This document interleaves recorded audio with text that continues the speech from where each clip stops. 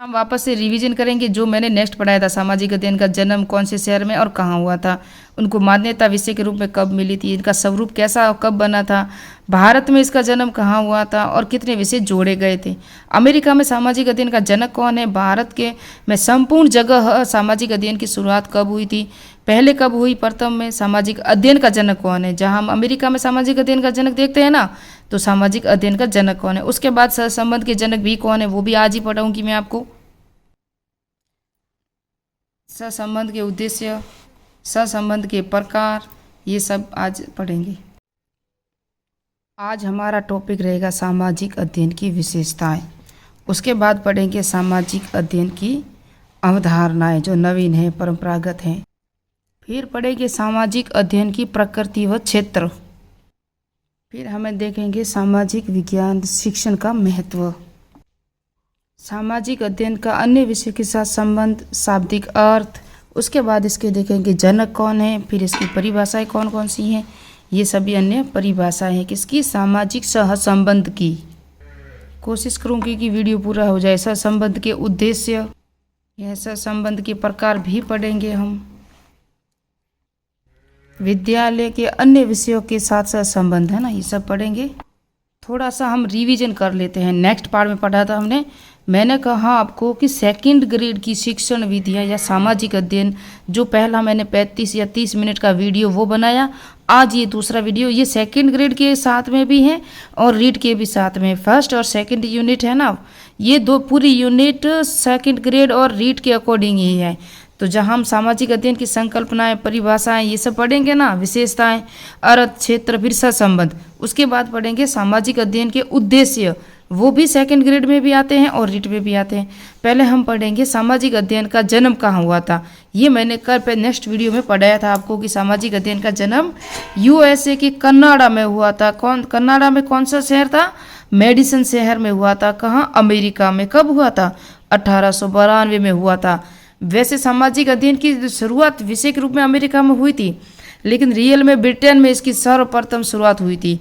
लेकिन जो विषय के रूप में है वो अमेरिका में शुरुआत हुई थी। कहाँ हुई थी, मेडिसन शहर में हुई थी। मान्यता इसको विषय के रूप में कब मिली थी, 1916 में एक विषय के रूप में मान्यता मिली थी। इसका स्वरूप जो निर्धारण हुआ था वो 1921 में निर्धारित हुआ था। क्या सामाजिक अध्ययन का कैसा स्वरूप होना चाहिए, एकीकृत। कैसा, एकीकृत स्वरूप के जनक कौन थे, जॉन डीवीडी थे अमेरिका में, है ना। एकीकृत विषय कैसा होता है मैंने पूरा समझाया हुआ है, वो वीडियो आप देख लेना। मैं थोड़ा सा रिवीजन करा रही हूँ। भारत में सामाजिक अध्ययन का जन्म कब हुआ था, मुद्दालियर आयोग के समय में, और 4 विषय जोड़े गए थे उस समय, एकीकृत विषय के रूप में ही हुआ था। कितने विषय जोड़े गए थे, 4 विषय। अमेरिका में सामाजिक अध्ययन का जनक मैंने जॉन डीवीडी बता दिया। भारत में संपूर्ण जगह सामाजिक अध्ययन कब विषय के रूप में शुरुआत हुई थी, भारत में प्रथम बार तो वैसे समझा तो पंजाब में 1949 में शुरुआत हो चुकी थी, लेकिन संपूर्ण भारत में नहीं हुई थी, और संपूर्ण भारत में 1955 में हुई थी। और सामाजिक अध्ययन का जनक है हर्बर्ट, कौन है, हर्बर्ट स्पेंसर। नहीं तो हर्बर्ट स्पेंसर कौन है, सामाजिक अध्ययन के जनक है। आज हम सहसंबंध पढ़ेंगे ना, सहसंबंध के जो जनक है वो कौन से, ये परिभाषा मैंने बता दी है नेक्स्ट पार्ट में। फास्ट में करवाया था, वीडियो बहुत बड़ा किया था, लेकिन इसके अंदर मैंने आपको जितनी भी शिक्षा नीति, ये जो है ना परिभाषा, ये इम्पोर्टेंट है, इसलिए मैं वापस बता रही हूँ।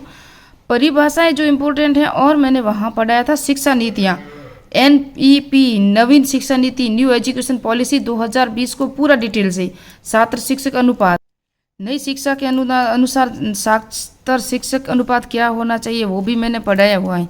तो पूरा वीडियो आप देख लेना, वहाँ जाके माध्यमिक शिक्षा आयोग, कोठारी आयोग, राधा कृष्ण आयोग, मुद्दालियर आयोग, यशपाल समिति, है ना, पूरा का पूरा राम मूर्ति आयोग क्या था, पूरा का पूरा डिटेल से। बहुत वीडियो बड़ा बना है, लेकिन इतना डिटेल से आपको यूट्यूब पे नहीं मिलेगा।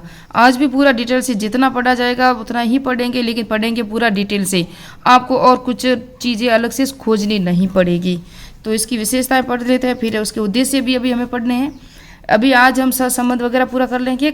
नेक्स्ट पार्ट में हमारे होंगे शिक्षा के, यानी कि शिक्षण के उद्देश्य, वो सेकंड ग्रेड में भी हैं। नेक्स्ट पार्ट जो पढ़ा है वो सेकंड ग्रेड में अकॉर्डिंग ही मैंने शुरुआत की है। वो वहाँ मैंने शायद कहा है या नहीं कहा, मैं भूल गई होंगी, लेकिन अब कह रही हूँ कि ये जो पहले जो वीडियो मैंने बनाया, जो अभी पूछा है, वो सब सेकंड ग्रेड के अकॉर्डिंग भी है और रीड के अकॉर्डिंग भी है। और जो अब पढ़ा रही हूँ ये भी सेकंड ग्रेड के अकॉर्डिंग भी हैं। जब रीट का कुछ अलग से होगा तो मैं बता दूंगी ये सिर्फ रीट के लिए ही है। तो सामाजिक अध्ययन की विशेषता क्या है? मानव जीवन का अध्ययन। मानव जीवन, मानव की जो जहाँ जहाँ रहता है उसका सारा अध्ययन करना ही क्या है? सामाजिक अध्ययन है। उसके अंदर समाज होता है, परिवार होता है, समुदाय होते हैं, सहसंबंध होते हैं, रिश्ते होते हैं, सामाजिक परिवर्तन की कुछ अवधारणाएं होती हैं, संस्थाएं होती हैं, सभी का अध्ययन होता है। और फिर मानवीय संबंधों का अध्ययन होना, ये भी सामाजिक अध्ययन है। ये मानव जीवन के साथ में आ गया। सामाजिक क्रियाओं का अध्ययन, ये भी क्या है? सामाजिक क्रिया क्या क्या होती हैं? जो वर्तमान में नवीन रीति रिवाज, परंपराएं जो भी हैं, उन सब का अध्ययन भी किया जाता है। सामाजिक भौतिक वातावरण के साथ साथ संबंध स्थापित करना भी क्या है? सामाजिक अध्ययन की विशेषताएं। क्या हम प्रकृति के बिना जीवित रह सकते हैं? हम खेती करेंगे, बारिश आएगी, तालाब, बांध, नदियाँ, झीलें जो भी हैं, क्या वो प्राकृतिक हैं जिससे हमारी क्या आवश्यकताओं की पूर्ति होती है? तो उसके साथ तो हमारा संबंध स्थापित होगा, तभी हमारी जो दैनिक क्रिया है, जो भी क्रिया है वो सभी आसानी से होगी, नहीं तो नहीं होगी। इसलिए हमारा संबंध स्थापित होना महत्वपूर्ण विशेषता है। इनके साथ हमारा संबंध है। वर्तमान, भूत, भविष्य का अध्ययन एक साथ करना, यानी कि वर्तमान क्या है? वर्तमान हम राजनीतिक जीवन के साथ चलते हैं, ये भी क्या है? सामाजिक अध्ययन की विशेषता है। भूत क्या है? जो हम भविष्य में जो इतिहास की कहानियाँ पढ़ते हैं, प्राचीन इतिहास काल से पढ़ते हैं, मुगल काल पढ़ते हैं, भविष्य राजपूत काल जो भी है, प्राचीन भूतकाल में जितनी भी विशेषताएं थी वो पढ़ते हैं, वो क्या है? वो भी सामाजिक अध्ययन की विशेषताएं। भविष्य में आने वाले जब समय में हम विज्ञान की कितने कर रहे प्रक्षेपण कर रहे हैं, कार्बन डाइऑक्साइड कम करने की कह रहे हैं, 2047 तक हमारा CO2 कम होना चाहिए, हमें जनसंख्या कम करनी चाहिए, हमें वो जो प्लास्टिक को रोकने के लिए कितने कर रहे हैं। ये क्या है? ये भविष्य की समस्या, ये विज्ञान से जुड़ा हुआ टॉपिक है। वर्तमान पॉलिटी से, भूत भविष्य से, और भविष्य आने वाला है वो हम विज्ञान से जुड़े हुए हैं। तो ये क्या, इनके साथ साथ संबंध कह दो या विशेषताएं कह दो। स्थानीय, राष्ट्रीय और अंतर्राष्ट्रीय संबंधों के साथ भी अध्ययन करना पड़ता है। क्या हम एक जगह ही पढ़ते स्थानीय विषय की ही जानकारी चाहिए हमको? नहीं, हम सेकंड ग्रेड में पढ़ते हैं। यूएनओ, संयुक्त राष्ट्र संघ को जानते हैं, आसियान को जानते हैं, ब्रिक्स को जानते हैं, नाटो को जानते हैं। उन सब की जानकारी हम क्यों रखते हैं? कि हमारे देश की सुरक्षा के लिए, आर्थिक सहायता के लिए। विश्व बैंक, WHO, विश्व हेल्थ, जब कोरोना आया था तो वर्ल्ड हेल्थ जो था ना, ऑर्गेनाइजेशन, संगठन ने कितनी जो घोषणाएं की थी वो किसके लिए थी? पूरे विश्व के लिए थी। तो विश्व को भी जानकारी हमें होनी चाहिए, राष्ट्रीय भी होनी चाहिए, स्थानीय लेवल पे भी हमें होनी चाहिए। स्थानीय लेवल वो होता है जहाँ हम रहते हैं। राष्ट्रीय जो हमारे देश की जो भी विशेषताएं, अंतर्राष्ट्रीय जो हमारे विदेशी हैं, बड़ी बड़ी संस्थाएं जो WHO है ना, वर्ल्ड हेल्थ ऑर्गेनाइजेशन, विश्व बैंक है, ये आसियान है, हमारा देश कहाँ कहाँ, G7 है, G8 है, G20 है। अभी भारत ने उसकी जो करी थी ना, वो अध्यक्षता भी करी थी G20 की, नेक्स्ट साल 2-3 साल हुए हैं। सामाजिक अध्ययन की प्रकृति कैसी है ये देखो, पहले ये नहीं पढ़ा है मैंने। इतिहास, भूगोल, नागरिक शास्त्र, अर्थशास्त्र, समाजशास्त्र का एकीकृत रूप में अध्ययन करना, ये सब जॉन डीवीडी ने भी कहा था, एकीकृत रूप प्रस्तुत किया था, उनके जनक हैं। एकीकृत रूप में ही पढ़ेंगे तभी बच्चे को समझ में आएगा। एक पेड़ की जो मैंने विशेषता बताई, उदाहरण देके समझाया था कि हर एक को अलग अलग पढ़ना है लेकिन एक ही स्थान पे पढ़ना है, उसको सामाजिक अध्ययन नाम दिया गया। सामाजिक अध्ययन की प्रकृति कैसी है? एकीकृत है। कैसी है? एकीकृत है। सामाजिक अध्ययन का क्षेत्र कैसा है? व्यापक है, स्वतंत्र विषय है, नागरिकता के विकास में सहायक है, अंत अनुशासन विषय भी है। सामाजिक अध्ययन की अवधारणा क्या है? तो परंपरागत अवधारणा भी है, नवीन भी है। आधुनिक नवीन संकल्पना कहते हो या अवधारणा। जब हम पढ़ते हैं सामाजिक अध्ययन की संकल्पना तो उसे अवधारणा से ही जोड़ना, वो ही इसका टॉपिक है, मूल अर्थ है अवधारणा, जिसे संकल्पना कहते हैं। तो परंपरागत अवधारणा जॉन डीवीडी के अनुसार, परिभाषा देखना आप, ज्ञान एक ही है, इसलिए उन्होंने ज्ञान के समन्वय बल पर बल दिया, समन्वय पर, सबको एक साथ जोड़ने पर बल दिया। किसने दिया? जॉन डीवीडी ने दिया। और यह ऐसे एकीकृत विषय के रूप में सामाजिक अध्ययन का प्रारंभ हुआ। कब हुआ? परंपरागत अवधारणा, यानी कि पुराने समय से ही हुआ है। नवीन अवधारणा में क्या है? समाज एक परिवर्तनशील व्यवस्था है और समय के अनुसार प्रकृति के साथ मानव संबंध भी बदलते रहते हैं। तो प्रकृति के साथ तो मानव संबंध बदलेंगे ही। पहले प्रकृति के साथ हमारा अलग संबंध था, आज हमारा अलग संबंध है, लेकिन प्रकृति के बिना मानव जीवित नहीं रह सकता। क्या अगर झीलें वगैरह नहीं होगी, बारिश अगर नहीं होगी, तो हम फसल जो उगाते हैं, हमारे कुओं में पानी कहाँ से आएगा, हम फसल कहाँ से उगाएंगे, गेहूं वगैरह कहाँ से पैदा करेंगे, सब्जी वगैरह कहाँ से पैदा करेंगे। तो मानव और प्रकृति का घनिष्ठ संबंध है और हो रहेगा हमेशा जब तक मानव जीवन है। आधुनिक सभ्यता को स्पष्ट करना, जो वर्तमान में सभ्यताएं चल रही हैं, क्या हम सभ्यता का अध्ययन करते हैं ना, मोहनजोदड़ो की करते हैं, हड़प्पा की करते हैं, सिंधु घाटी सभ्यता में कि उस समय में कैसा व्यापारिक मार्ग था, कौन कौन सी विशेषताएं थी, कैसे धार्मिक स्थल थे, सामाजिक थी, आर्थिक क्रिया क्या क्या होती थी, वो क्या थी, परंपरागत थी। अभी आधुनिक में क्या क्या चल रहा है वो हम देखेंगे, जो हमारी है वर्तमान में आने वाली पीढ़ी हमें भी पढ़ेगी। शिक्षण के लिए नवीन आधार प्रदान करने वाला विषय है। मानवीय और भौतिक वातावरण का अध्ययन भी होता है। स्थानीय क्षेत्रीय विषय के रूप में ये वापस वही है संकल्पना जो नवीन अवधारणा है। सामाजिक अध्ययन की प्रकृति व क्षेत्र, तो सामाजिक अध्ययन विज्ञान व कला दोनों है। विज्ञान के साथ हम प्रकृति के साथ जुड़े हुए हैं, कला के साथ ही जुड़े हुए हैं। मानव खुद एक कलाकार ही है। और सामाजिक अध्ययन एक क्या है, स्वतंत्र विषय के रूप में ही है। और सामाजिक अध्ययन एकीकृत विषय भी है। एकीकृत विषय सबको साथ में लेके चलता है, सभी विषय इसके अंदर समाहित है। सामाजिक अध्ययन अंतः व्यक्तित्व विषय, अंतर व्यक्तित्व, हर एक व्यक्ति की अलग अलग मानसिकताएं होती हैं, अलग अलग जानने पर जोर दिया जाता है। आलोचनात्मक और समालोचनात्मक चिंतन पर भी बल दिया जाता है सामाजिक अध्ययन में, इसकी जो प्रकृति है उसके अंदर। और हम देखेंगे अंतर व्यक्तित्व, क्या सबके स्वभाव एक तरफ होते हैं, सब मनुष्य की जो आदतें होती है क्या एक समान होती है, नहीं, सबकी अलग अलग होती हैं, सबके विचार अलग होते हैं। कोई राजनेता बनना चाहता है तो कोई आईपीएस लेवल तक जाना चाहता है, कोई कांस्टेबल बनना चाहता है, कोई डॉक्टर बनना चाहता है। सबकी जो भावनाएं होती हैं वो अलग अलग होती हैं। सबका जो चिंतन स्तर है ना वो अलग होता है, किसी का हाई लेवल होता है, किसी का कम लेवल होता है। मानसिक बुद्धिलब्धि जो होती है ना किसकी सबकी समान थोड़ी ना होती है। सामाजिक अध्ययन का क्षेत्र पढ़ेंगे हम। सामाजिक अध्ययन का क्षेत्र विस्तृत, व्यापक और सीमित है। इस विषय का केंद्र में क्या है, इस क्षेत्र सामाजिक अध्ययन में आप सिर्फ केंद्र में मानव मानना और मानवीय संबंधों का अध्ययन ही क्या है, सामाजिक अध्ययन है। मानवीय क्रियाओं का अध्ययन ही क्या है, सामाजिक अध्ययन है। जो मानव करता है, चाहे प्रकृति के साथ करो, चाहे वातावरण के साथ करो, चाहे अपने आप, चाहे अपने सामाजिक संबंधों के साथ, उन सब का अध्ययन करना ही क्या है, सामाजिक अध्ययन है। और ये इसका क्षेत्र है। सामाजिक अध्ययन विषय की विषय वस्तु व्यक्ति से प्रारंभ होती है, तो मानव से या परिवार से ही शुरू होती है। एक मानव होगा, फिर परिवार होगा, फिर समाज होगा, फिर समुदाय होगा, है ना, फिर राष्ट्र होगा, राज्य होगा, जिला होगा, वार्ड होगा, उस तरह से होने। तो उसी तरह से मानव का जो विकास होता रहता है और विकास, उसी विकास की प्रक्रियाओं के क्षेत्र को हम अध्ययन करते हैं और ये सामाजिक अध्ययन का क्षेत्र कहलाता है। प्रारंभ होते हैं वैश्विक स्तर तक की होती है। इस विषय वस्तु में वर्तमान भूत भविष्य घटनाओं को जोड़कर बनाया जाता है, इसलिए इसको व्यापक क्षेत्र कहा जाता है। वर्तमान भूत भविष्य मैंने बता दिया आपको। मानवीय संबंधों का अध्ययन किया जाता है सामाजिक अध्ययन में। ये मानव है, देखो बीच में मानव है, व्यक्ति है, जो भी है। उसके बाद क्या होगा, परिवार होगा, उसके बाद समुदाय समाज होगा, उसके बाद राष्ट्र होगा, उसके बाद विश्व होगा। तो संपूर्ण इस पहले मानव का ही इर्द गिर्द जितनी भी जो विचारधारा है उसका अध्ययन करना पड़ेगा हमें, उसके बाद सारा अध्ययन हो जाएगा। सामाजिक अध्ययन, सामाजिक जीवन की जो घटनाएं है ना उसका अध्ययन भी क्या है, सामाजिक अध्ययन है। समाज का अध्ययन है, सामाजिक वातावरण का अध्ययन है, भौतिक वातावरण का अध्ययन भी सामाजिक अध्ययन है। ये सब सामाजिक अध्ययन के जो प्रकार हैं। शिक्षण के लिए नवीन आधार है, अंतर विषय अध्ययन है, कला और प्राकृतिक विज्ञान का अध्ययन भी क्या है, सामाजिक अध्ययन है। तो ये सामाजिक अध्ययन का क्षेत्र है। किन किन विषयों के रूप में किया जाता है, कहाँ कहाँ पर किया जाता है, किस किस को शामिल किया गया है इसके अंदर।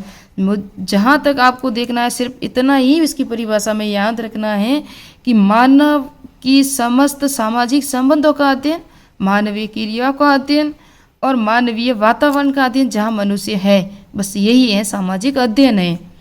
उसके बाद हम देखेंगे सामाजिक अध्ययन के मूल्य। ये 2022 में प्रश्न आ चुका है कि सामाजिक अध्ययन के मूल्य कौन कौन से हैं। तो सामाजिक मूल्य है, व्यावसायिक मूल्य है, जनतांत्रिक मूल्य है, व्यवहारिक मूल्य है, कलात्मक, मनोरंजनात्मक, नैतिक और मनोवैज्ञानिक मूल्य, ये सभी है। देखो यहाँ विज्ञान के रूप में कोई मूल्य नहीं दिया हुआ है तो उसको शामिल मत करना।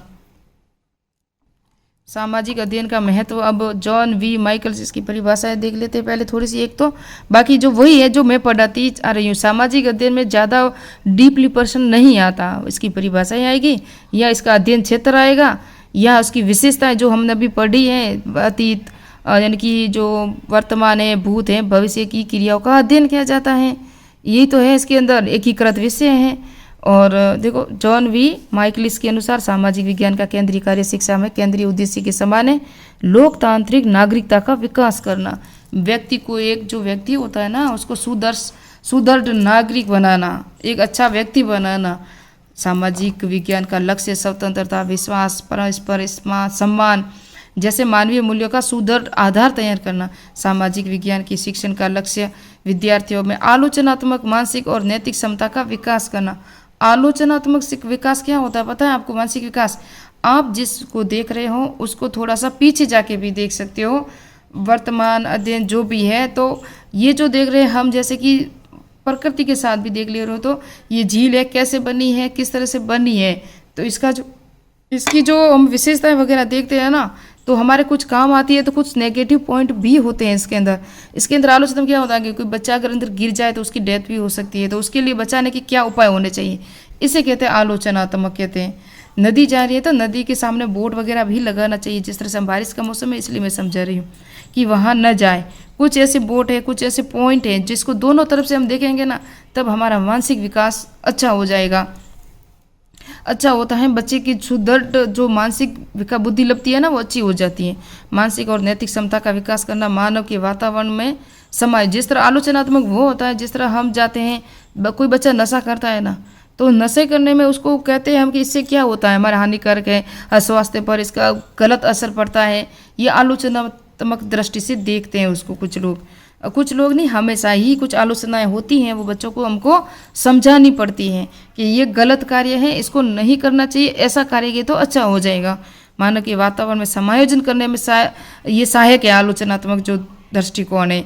राष्ट्र की विरासत एवं संस्कृति के लिए प्रेम सम्मान जागृत करना, पूर्वाग्रहों के से दूर करके व्यापक दृष्टिकोण में सहयोग करना, छात्रों में सहयोग का भावना जागृत करना, समाज की प्रगति के विकास में सहायक होना, ये सब क्या है, इसका महत्व है। सामाजिक विज्ञान में शैक्षिक कार्य में पहला कार्य तो प्रस्ताव नहीं आता है, हम पता है कि उसकी क्या शुरुआत है, उसका इतिहास वो बताएंगे, फिर हम सूचना देंगे कि आज हम क्या पढ़ाने चाह रहे हैं। आज का हमारा टॉपिक है सांस्कृतिक कार्यों के साथ जोड़ के पढ़ाएंगे लोकतांत्रिक कार्य, मानवीय कार्य और भाव संबंधी, जो हमने भावना से जुड़े हुए होते हैं, जो जैसे कि कहते हैं ना, बच्चा को भावना क्या होती है, हंसना, खेलना, रोना, ये सब क्या है, भावनात्मक संवेग है ना, उस तरह से।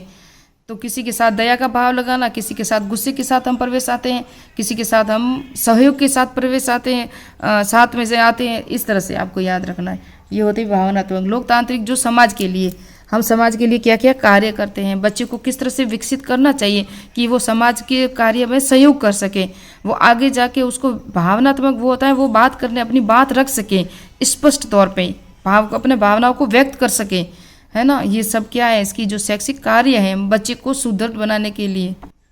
सामाजिक अध्ययन का अन्य विषयों के साथ सहसंबंध, शाब्दिक अर्थ सहसंबंध को अंग्रेजी में क्या कहते हैं, कोरिलेशन कहते हैं। या दो या दो से अधिक चीज़ों में पारस्परिक संबंध क्या कहलाता है, सहसंबंध कहलाता है। सहसंबंध का जनक जॉन फ्रेडरिच हर्बर्ट है। वहाँ हमने पढ़ा था सामाजिक अध्ययन का जनक है हर्बर्ट स्पेंसर। यह है जॉन फ्रेडरिच हर्बर्ट, इसके जनक हैं किसके, सहसंबंध के।